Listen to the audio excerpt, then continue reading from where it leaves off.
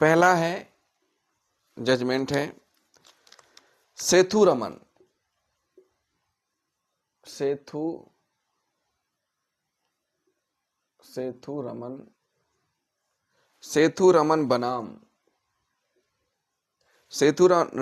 बनाम राजमणिक्रम।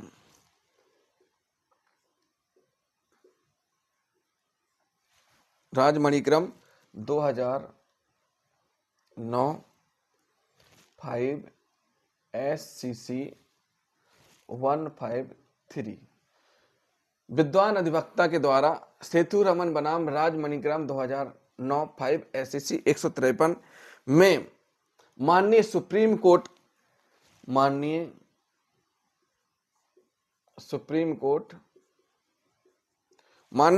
कोर्ट का जो निर्णय है वो प्रस्तुत किया गया, जिसमें माननीय सुप्रीम कोर्ट ने कहा है कि इस निर्णय में सुप्रीम कोर्ट ने कहा है कि सीआरपीसी की धारा 91 और 311 के तहत आवेदन को खारिज करने वाला आदेश अंतर्वर्ती प्रकृति का है। जो सीआरपीसी की धारा 91 और 311 के तहत आवेदन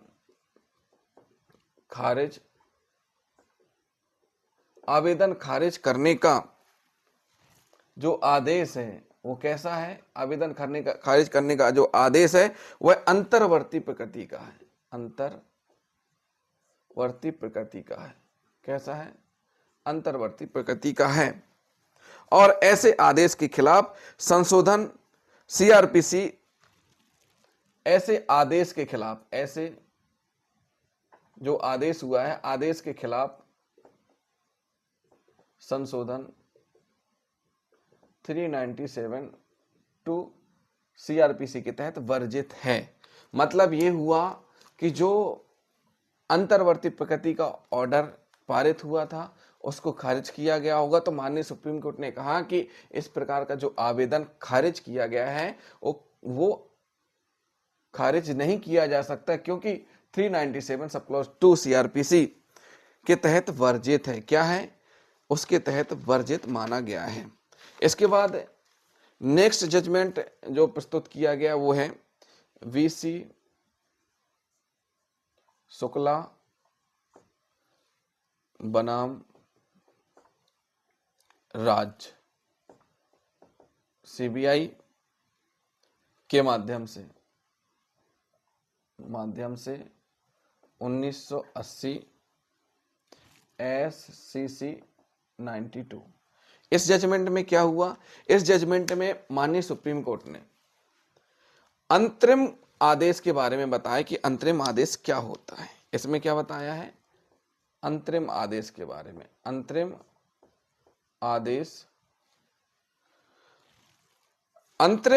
आदेश वह होता है जो अंतिम रूप से पक्षों के अधिकारों का निपटान नहीं करता, बल्कि केवल मामले की प्रकृति के लिए आवश्यक प्रक्रियात्मक मामले का फैसला करता है। अंतरिम आदेश के बारे में बताया गया। अंतरिम आदेश का मतलब यही होता है कि अंतरिम आदेश क्या होता है? वह होता है जो अंतिम रूप से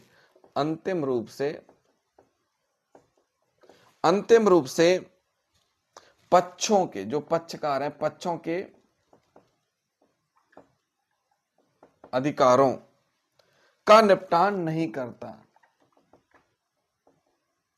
अंतिम रूप से निपटान नहीं करता, बल्कि केवल मामले की प्रगति के लिए आवश्यक प्रक्रियात्मक मामले का फैसला करता है। प्रक्रियात्मक मामले का फैसला करता है। आरोपित आदेश प्रकृति में अंतरिम है और संशोधन के अधीन नहीं है। जो आदेश विशेष न्यायालय के द्वारा पारित किया गया है वह कैसा है? अंतरिम है और संशोधन के अधीन नहीं है। ऐसा आदेश संशोधन के अधीन नहीं है। इसके बाद ये 2 जजमेंट हो गए। फिर आगे विद्वान अधिवक्ता ने कहा कि सीडीआर और स्थान चार्ट के संरक्षण की मांग की गई है ताकि जो सीडीआर है और स्थान चार्ट मीन्स लोकेशन के संरक्षण की मांग की गई है, संरक्षण की मांग की गई है ताकि निश्चित अवधि के बाद, देखिए ये इसलिए की गई है ताकि निश्चित अवधि के बाद दूरसंचार कंपनियों द्वारा इस तरह के डेटा को स्वचालित रूप से हटाने से रोका जा सकता है। जो दूरसंचार कंपनियां हैं, क्या है, दूरसंचार की कंपनियां हैं, वह ऑटोमेटिक क्या कर देती हैं, डिलीट कर देती हैं डाटा, तो इसको रोका जा सके कि भाई डिलीट ना होने पाए और एक बचाव के रूप में उपयोग किया जा सकता है। अगर सीडीआर और स्थान चार्ट संरक्षण नहीं किया गया तो दूरसंचार कंपनियों के द्वारा ये क्या कर दिया जाएगा, डिलीट कर दिया जाएगा, जो कि फिर दोबारा नहीं मिलेगा।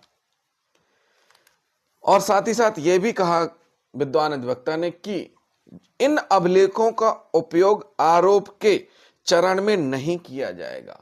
जो आरोप के चरण हैं, आरोप के चरण में इन अभिलेखों का उपयोग नहीं किया जाएगा। देखिए आरोप यानी जब चार्ज लगता है उस स्थिति में ये जो सीडीआर और स्थान चार्ट है इनका उपयोग नहीं किया जाएगा। क्या नहीं किया जाएगा, नहीं किया जाएगा, और केवल साक्ष्य के चरण में मांगा जाएगा, आरोप के चरण में नहीं, आरोप के चरण में नहीं, केवल साक्ष्य के चरण में, साक्ष्य के चरण में मांगा जाएगा। जब एविडेंस के लिए लगेगा तब फिर सीडीआर और स्थान चार्ट को मांगा जाएगा, यदि आवश्यक हुआ तो, यदि आवश्यक हो तब। जब तक, इसके बाद माननीय दिल्ली हाईकोर्ट में अधिवक्ता, विद्वान अधिवक्ता ने तर्क दिया कि जब तक दोषी साबित ना हो जाए, जब तक दोषी साबित ना हो जाए, जब तक दोषी साबित ना हो जाए तब तक आरोपी क्या माना जाता है, निर्दोष माना जाता है। क्या माना जाता है, निर्दोष माना जाता है, और उसे अपना बचाव साबित करने का कोई अवसर देने से इंकार नहीं किया जा सकता। क्या नहीं किया जा सकता, कि उसे अपना बचाव साबित करने से इंकार नहीं किया जा सकता, कि भाई जो भी व्यक्ति जिस पर आरोप लगे हैं वह तब तक निर्दोष है जब तक दोषी साबित नहीं हो जाता है। इसके लिए उसे अपना बचाव करने से नहीं रोका जा सकता। क्या नहीं किया जा सकता, अपना बचाव करने से नहीं रोका जा सकता है। उसके बाद फिर तर्क प्रस्तुत किया गया, सीडीआर और स्थान चार्ट को संरक्षित करने में विफलता प्रतिवादी के लिए गंभीर पूर्वाग्रह का कारण बनेगी। अगर सीडीआर और लोकेशन चार्ट ये संरक्षित नहीं किए गए, प्रिजर्व नहीं किए गए, संरक्षित नहीं किए गए, तो अगर संरक्षित नहीं किए गए तो प्रतिवादी के लिए गंभीर पूर्वाग्रह का कारण बनेंगे। गंभीर पूर्वाग्रह का कारण बनेगा। किसके लिए, जो आरोपी है यानी जूनियर इंजीनियर एमसीडी के लिए गंभीर पूर्वाग्रह का कारण बनेगा। इस संबंध में एक जजमेंट और पेश किया गया है, सीबीआई बनाम सौरभ शर्मा, सीबीआई बनाम सौरभ शर्मा CRLMC 2774/2021, जिसमें कि CDR के संरक्षण का निर्देश दिया है और कहा है कि न्याय संगत निर्णय के लिए ऐसे रिकॉर्ड की आवश्यकता निर्धारित नहीं की गई थी, लेकिन उनका संरक्षण महत्वपूर्ण था। प्रशासनिक साक्ष्य की सुरक्षा और निष्पक्ष सुनवाई सुनिश्चित करने के लिए उचित है। मतलब इसमें CDR प्रज्वलित करने के लिए, संरक्षित करने के लिए माननीय न्यायालय ने CBI बनाम सौरभ शर्मा केस में कहा है कि निष्पक्ष सुनवाई के लिए उचित है। निष्पक्ष सुनवाई के लिए क्या है? निष्पक्ष सुनवाई के लिए उचित है। उसके बाद अगला जजमेंट जो पेश किया गया है वह है सुरेश कलमाड़ी बनाम CBI 2015 SCC online Del 9639। Suresh Kalmadi बनाम CBI 2015 का मामला है। इसमें माननीय सुप्रीम कोर्ट ने कहा है कि आपराधिक मुकदमे का उद्देश्य सच्चाई को उजागर करना है। जो आपराधिक मुकदमे हैं इनका उद्देश्य क्या है?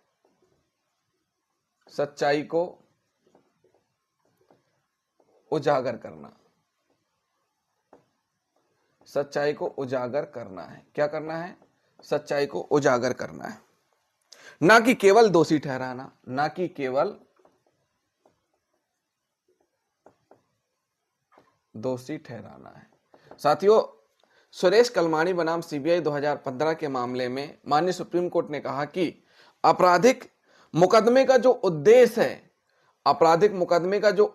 है, वो क्या है? सच्चाई को उजागर करना है। भाई सच्चाई सामने आनी चाहिए। जो भी है सच्चाई क्या होनी चाहिए? सामने आनी चाहिए। दूध का दूध, पानी का पानी होना चाहिए। और साथ ही साथ यह भी कहा कि आपराधिक मुकदमे का उद्देश्य दोषी ठहराना नहीं है। क्या नहीं है? केवल दोषी ठहराना नहीं है। और किसी आरोपी को उसके बचाव प्रासंगिक दस्तावेज तक पहुंच से वंचित नहीं किया जा सकता। यानी जो बचाव दस्तावेज हैं, बचाव दस्तावेज के पहुंच से वंचित नहीं किया जा सकता। जो बचाव दस्तावेज है उसके पहुंच से वंचित नहीं किया जा सकता। CDI संरक्षण का अनुरोध बनाए रखना उचित है। क्या है? CDI संरक्षण का जो आदेश है, CDI संरक्षण किए जाने का अनुरोध, वो बनाए रखना उचित है। इसमें भी CDR संरक्षित करने के लिए जो आदेश हुआ है उसको भी सही माना गया है। इसके